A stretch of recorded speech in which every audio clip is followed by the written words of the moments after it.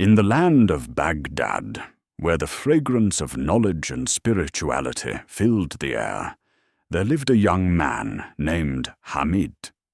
Outwardly, he was an ordinary person, working in the marketplace and interacting with people. But inside his heart there was a deep restlessness that never left him. It felt as if something was missing, yet he could not understand what it was. Every night he would go up to the roof, look at the sky, and ask himself why his heart could not find peace, and why this emptiness remained within him. One night, as he was walking, he passed by an old spiritual lodge. A strange calmness drew him inside. He entered and saw people sitting in silence.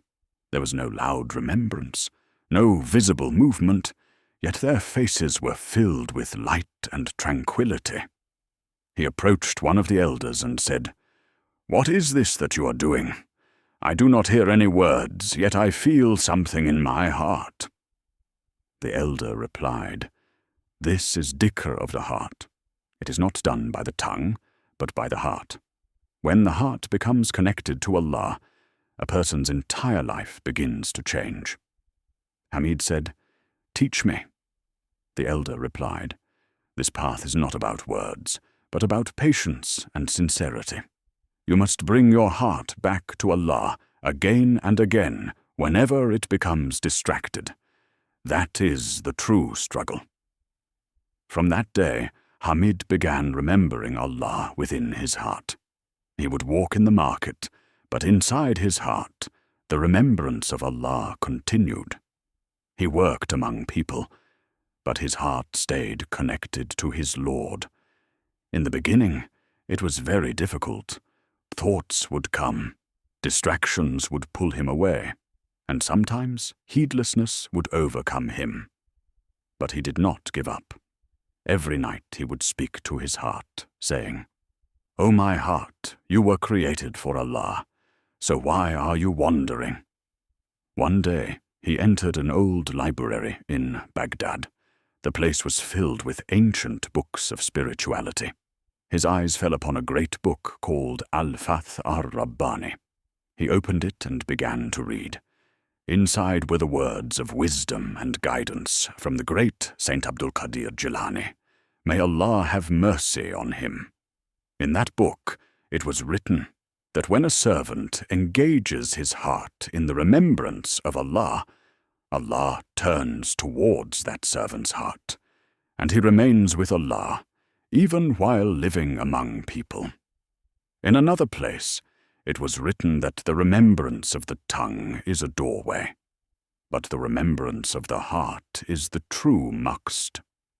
When the heart begins to remember, the servant enters the state of qurb. As Hamid read these words, tears began to flow from his eyes. He realized that this was the path he had been searching for all along. From that day, his life changed. He continued to live among people and fulfill his responsibilities, but his heart never became heedless of Allah. His heart remained constantly connected to him. As time passed, the same restless young man became a symbol of peace. People came to him and asked, "Where did you find this tranquility?" He would smile and say, "When you hand your heart over to Allah, everything else falls into place." One night, while he was engaged in remembrance, he felt something different. It was as if the remembrance was happening within him without effort. He understood that he had reached a state where he was no longer remembering, but he himself had become a place of remembrance. This story is not just about Hamid. It is about every person who wants to bring life to their heart. The remembrance of the heart is a silent journey, but it leads a person from themselves to their Lord. The advice is simple.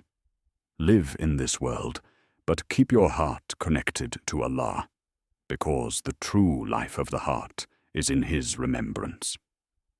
O Allah, bring life to our hearts through your remembrance, Remove heedlessness from within us, grant us sincerity, and make us among those who remember you in every state. Grant us peace in this world and success in the hereafter, and keep our hearts always connected to you. Amin.